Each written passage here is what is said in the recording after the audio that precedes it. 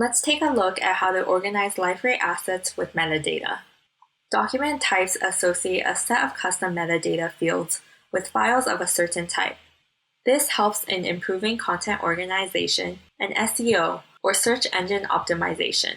Metadata sets can be used to add common metadata across multiple document types. The two types of metadata that can be attributed to Liferay's assets are categories and tags. Both categories and tags can help organize and support content on the platform.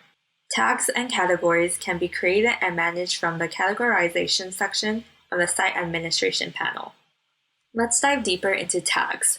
Tags can be referred to as a folksonomy, or organizational system classified by users to allow them to organize their own content. Assets may be tagged or categorized at creation time or during edit. We can create tags directly from the site administration panel. Typically, content creators apply tags while creating content. It's also possible, however, to tag content automatically. For example, Liferay DXP can scan an image on upload and automatically apply tags that describe that image. This allows us to leverage tags without having to manually apply them. AutoTagging is available for images, text-based documents, and text-based web content. Image-based AutoTagging has 3 different providers that can be used to select the appropriate tags to attribute to an image: Google Cloud Vision Image AutoTagging, Microsoft Cognitive Services Image AutoTagging, and TensorFlow Image AutoTagging.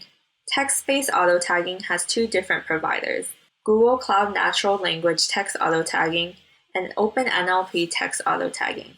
Categories are a taxonomy and have a strict hierarchical structure. They are created by administrators and then assigned to assets. Vocabularies are groups of categories and can be used to identify the topic of the group. It's time for a knowledge check. Tags are a folksonomy. They are defined by users. Categories are metadata with an organizational structure. Auto-tagging can be configured for images, text-based documents, and text-based web content. Categories are a taxonomy. They have a clear and defined hierarchical structure. Categories are organized using vocabularies.